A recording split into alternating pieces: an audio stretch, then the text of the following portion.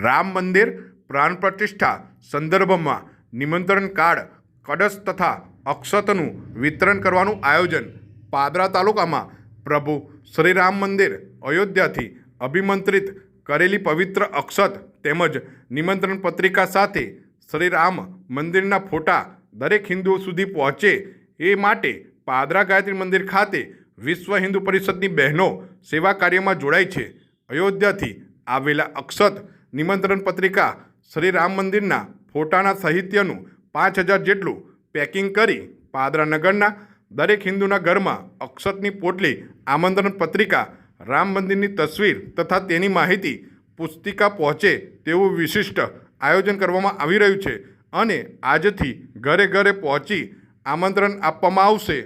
જય શ્રી રામ.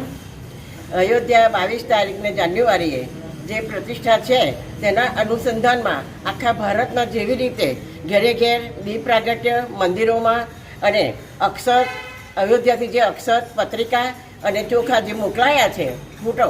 તે બધે ઘેરે ઘેર પહોંચાડવાનું છે. એ અમે સેવાનું કામ કરી રહ્યા છીએ કે જે